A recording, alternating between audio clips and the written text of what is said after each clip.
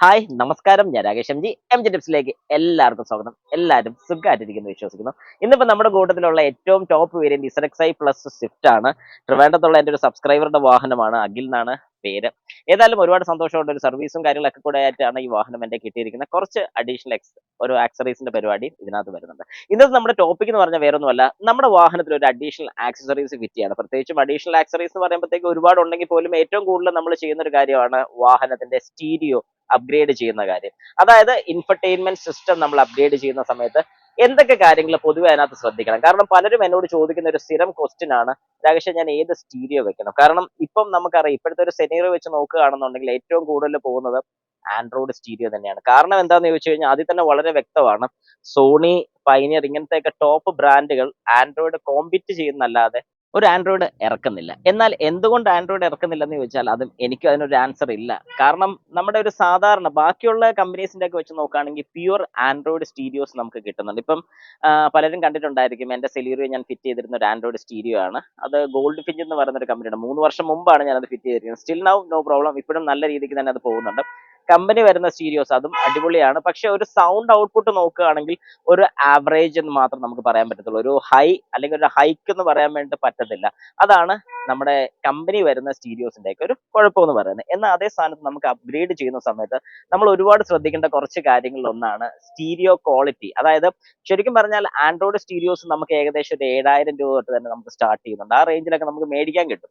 പക്ഷേ ഈ റേഞ്ചിൽ മേടിച്ചു കഴിഞ്ഞാൽ അത് വർത്ത് ആണോ എന്ന് ചോദിച്ചു കഴിഞ്ഞാൽ ഒരു കാരണവശാലും ആയിരിക്കത്തില്ല. കാരണം അത്രത്തോളം റേറ്റ് കുറയുമ്പോഴത്തേക്കും തന്നെ നമുക്ക് മനസ്സിലാവും എന്തുകൊണ്ട് ഇത്ര റേറ്റ് കുറഞ്ഞു എന്നുള്ളത് നമുക്ക് ചിന്തിക്കാം. ഇപ്പൊ ജസ്റ്റ് ഒരു എക്സാമ്പിൾ പറഞ്ഞുതരാം. 360 ഡിഗ്രി ക്യാമറ പലരും ശ്രദ്ധിച്ചിട്ടുണ്ടായിരിക്കും. നമ്മുടെ വാഹനത്തിൽ കയറി കഴിയുമ്പോൾ രണ്ട് മിറേഴ്സിന്റെ സൈഡിലും ഫ്രണ്ടിലും ബാക്കിലുമായിട്ട് ക്യാമറാസ് വരുന്നുണ്ട്. നമുക്ക് റിവേഴ്സ് ഒക്കെ എടുക്കാനോ അല്ലെങ്കിൽ ഒരു സൈഡ് ടേണിംഗ് ഒക്കെ എടുക്കുമ്പോഴത്തേക്കും നല്ല രീതിക്ക് നമുക്ക് ഔട്ട് സൈഡ് വൃത്തിയായിട്ട് കാണാൻ സാധിക്കും.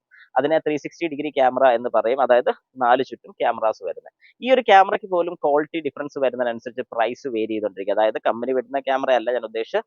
അഡീഷണൽ ആയിട്ട് നമ്മൾ ഫിറ്റ് ചെയ്യുന്ന 360 ഡിഗ്രി ക്യാമറാസ് ഒക്കെ ആണെങ്കിൽ തന്നെ ഏകദേശം 30,000 രൂപയ്ക്ക് കിട്ടും. അതേ സാധനം തന്നെ നമുക്കൊരു 60,000 രൂപയ്ക്ക് കിട്ടും. അപ്പോൾ ഈ 30-60 ഇത്രയൊക്കെ റേഞ്ചിന് വ്യത്യാസം വരുന്ന സമയത്ത് നമുക്ക് അതിൽ മനസ്സിലാക്കാൻ സാധിക്കും ക്വാളിറ്റി ഡിഫറൻസ്. നമുക്ക് തിരിച്ച് നമ്മുടെ ടോപ്പിക്കിലോട്ട് വരാം, സ്റ്റീരിയോയുടെ കാര്യം. എപ്പോഴും നിങ്ങൾ സ്റ്റീരിയോ എടുക്കുന്ന സമയത്ത് അതിന്റെ ഏറ്റവും ടോപ്പ് ഏതൊക്കെയാണ് എന്നുള്ളത് ചെക്ക് ചെയ്യുക. അതായത് ഏറ്റവും ബേസ് മോഡൽ ഒരു കാരണവശാലും എടുക്കാൻ നിൽക്കരുത്. കാരണം ബേസ് മോഡൽ എടുക്കുക എന്ന് പറയുമ്പോഴത്തേക്കും കമ്പനി സ്റ്റീരിയോ, അതായത് കമ്പനി പ്രൊവൈഡ് ചെയ്യുന്ന ഇൻഫർടൈൻമെന്റ് സിസ്റ്റത്തിനെ കഴിഞ്ഞും മോശമായിരിക്കും അതിന്റെ സൗണ്ട് ഔട്ട്പുട്ട്. എപ്പോഴും നമ്മളൊരു വാഹനത്തിൽ ഒരു ഇൻഫർടൈൻമെന്റ് സിസ്റ്റം അല്ലെങ്കിൽ സ്റ്റീരിയോ ആഡ് ചെയ്യാൻ നേരത്തെ നമ്മൾ പലപ്പോഴും മനസ്സിലാക്കിയേക്കേണ്ട ഒരു കാര്യമാണ് ഈ സ്റ്റീരിയോയുടെ ഔട്ട്പുട്ട് എങ്ങനെയുണ്ട്, ഇതിന്റെ വാട്ട്സ് എത്രയാണ് പുറത്തോട്ട് വിടുന്നത്, ആ പുറത്ത് കിട്ടുന്ന വാട്ട്സ് ശരിക്കും നമുക്ക് സ്പീക്കറിലോട്ട് ഔട്ട്പുട്ട് കിട്ടുന്നുണ്ടോ. ഒരു റിവ്യൂ വീഡിയോസോ കാര്യങ്ങളൊക്കെ ഉണ്ടെങ്കിൽ ഒന്ന് ജസ്റ്റ് കാണാൻ പറ്റുമെങ്കിൽ അതിനെക്കുറിച്ച് ഒരു റിവ്യൂ കൂടെ നടത്തിയതിനു ശേഷം മാത്രം നിങ്ങൾ ഒരു സ്റ്റീരിയോ അല്ലെങ്കിൽ ഒരു ആൻഡ്രോയിഡ് സ്റ്റീരിയോ ഒക്കെ എടുക്കാവുള്ളൂ ഞാൻ റെക്കമെൻഡ് ചെയ്യത്തുള്ളൂ. പിന്നെ പ്രത്യേകിച്ച് നമുക്ക് കമ്പനി കിട്ടുന്ന സ്പീക്കർ, അതായത് കമ്പനി ഇൻബിൽറ്റ് വരുന്ന സ്പീക്കറിന്റെ ക്വാളിറ്റി എപ്പോഴും ലോ ആയിരിക്കും. അത് 100% ഒബ്വിയസ്ലി. ഇപ്പൊ എന്റെ സെലീറിയോയിലാണെങ്കിലും ഈ സ്വിഫ്റ്റിലാണെങ്കിലും മാരുതി വിടുന്ന ഒരു സ്പീക്കർ എന്ന് പറയുമ്പോഴത്തേക്ക് ഒരു ആവറേജ് ക്വാളിറ്റി മാത്രം പ്രതീക്ഷിക്കാവുള്ളൂ. ആവറേജ് ഒന്നും പറയാൻ പറ്റില്ല, എന്നാൽ ഏകദേശം അതിന്റെ അടുത്തോട്ടൊക്കെ വേണമെങ്കിൽ പ്രതീക്ഷിക്കാം എന്ന് മാത്രമേ ഉള്ളൂ. അതിന്റെ സ്റ്റീരിയോ കോമ്പറ്റ് ചെയ്യും, അത്യാവശ്യം നല്ല ബേസ് ഔട്ടും ട്രിപ്പിളും ഒക്കെ കിട്ടും. എന്നാൽ പെർഫെക്റ്റ് ആയിട്ടുള്ള രീതിക്ക് അല്ലെങ്കിൽ ഒരു മ്യൂസിക് ലവറിന് പറ്റുന്നതാണോ എന്ന് ചോദിച്ചാൽ ഒരു കാരണവശാലും ഞാനത് പറ്റുന്നതാണെന്ന് പറയത്തില്ല. നമുക്ക് അപ്ഗ്രേഡ് ചെയ്യേണ്ടി വരും. അപ്ഗ്രേഡ് ചെയ്യുന്ന സമയത്ത് അത്യാവശ്യം ഈ പറയുന്ന ഒരു റാമ്പ് ഒക്കെ അഡീഷണൽ ഫിറ്റ് ചെയ്തുകൊണ്ടും നല്ല രീതിക്കുള്ള സ്പീക്കേഴ്സ്, അതായത് കോമ്പണൻസ് ഒക്കെ ആഡ് ചെയ്ത് കഴിഞ്ഞാൽ വാഹനത്തിന്റെ സൗണ്ട് ഔട്ട്പുട്ട്, അതായത് വാഹനത്തിനകത്ത് നിന്ന് വരുന്ന ഒരു മ്യൂസിക് ഔട്ട്പുട്ട് പക്കയായിരിക്കും. അത് എപ്പോഴും ഞാൻ റെക്കമെൻഡ് ചെയ്യുന്ന ഒരു കാര്യമാണ്. സെലീറിയോയിൽ എന്തുകൊണ്ട് ഞാൻ ഇതൊന്നും ചെയ്തില്ലെന്ന് ചോദിച്ചു കഴിഞ്ഞാൽ അന്നേരത്തെ സാമ്പത്തിക മടുപ്പ് കാരണം പിന്നെ ചെയ്യാൻ സമയവും കിട്ടിയില്ല ഇപ്പം. അതുകൊണ്ടാണ് പതുക്കെ പതുക്കെ നമ്മൾ അപ്ഗ്രേഡ് ചെയ്ത് വരുന്നുണ്ട്. സെലീറിയോ ഇനിയിപ്പം പുതിയ സ്റ്റീരിയോസും സ്പീക്കേഴ്സും കാര്യങ്ങളൊക്കെ ഏതായാലും വൈകാതെ, ഉടനെ പ്രതീക്ഷിക്കുന്ന വൈകാതെ വരുന്നതായിരിക്കും.